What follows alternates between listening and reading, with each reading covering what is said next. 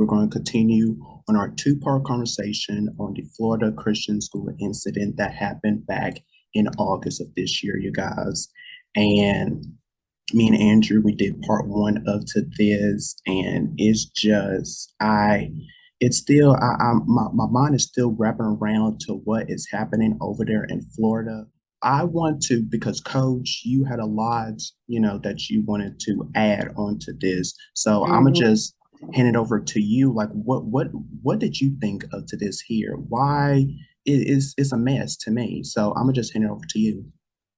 Andrew, you have anything else that you would like to add that you didn't last week before Coach dive in?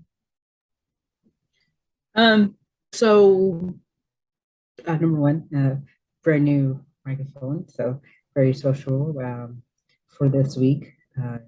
Decided to change up a little setup from last week. But yes, basically, I'm gonna just do a little recap Hmm. last week. Um, it kind of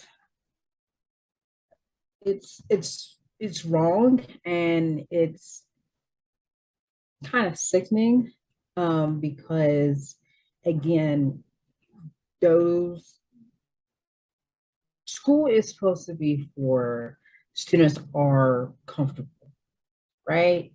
So by you not letting in members of the LGBTIA plus community is kind of like a question mark, right? So, and just like in the story from that I read from last week, our girl had to switch schools because she was not feeling herself. She wasn't being comfortable.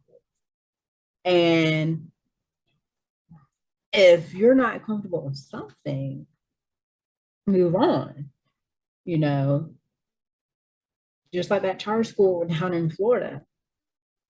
I bet you many teachers there are not feeling comfortable of that policy, because it's like, really? Because you're turning away kids. If you want to have kids in your school, you got to make sure that that policy is comfortable with the students so they can come into the school and learn.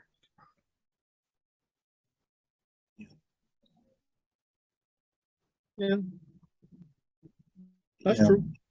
yeah, you are true. Yeah, and Coach, before you dive in, I just want to say this again because me and Andrew said this last week of, in this article of where it says that we are not a hateful group of people. We don't hate students who are of a particular, that just makes no sense to me. That just, we are not a hateful group of people, and you don't hate please just stop. Go ahead, Coach. It's a mess because yes you are, in my opinion you are, because you're not accepting these students into your school, which is a Christian school. You guys should know better.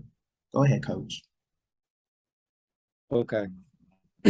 So everybody got everything they need to say. I'm finna go down the line.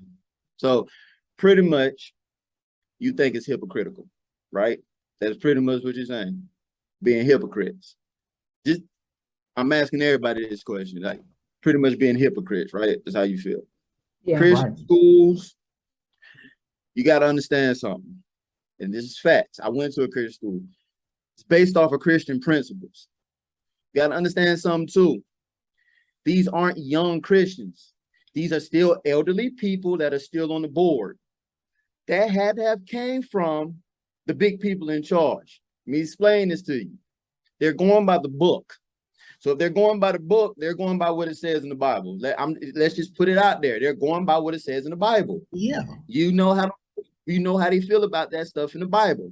Now, Yeah. I'm not saying you neglect the child. I'm not saying none of that at all. Does it tick you off in a way? Yes. But for the older kids, y'all gotta you gotta play a little devil's advocate for a little bit. If they've been going to that school for a long period of time, they pretty much know the rules and regulations of that school. If they decided that they wanted to come out, okay, that's one thing. But if they know when them guidelines that says, hey, you can't XYZ, then somehow, some way they got to abide by it, right? I'm not saying that be happy with who you are, I'm just saying you have to abide by what they're wanting to do, because those are certain circumstances that people from high up see. And they feel as though, okay, if we allow this group to come in, we're not based off of Christian principles. That's silly to me, right? I am a Christian. I love Jesus. Like, I have no problem with that. I have never had a problem telling nobody I love God. But at the end of the day, there has to be a balance. There has to be a balance. Now, you can do it one or two ways. You can say, okay, we understand what's going on, but still, as a Christian community, we have to accept. We have to accept it, and we have to help these kids truly find who they are.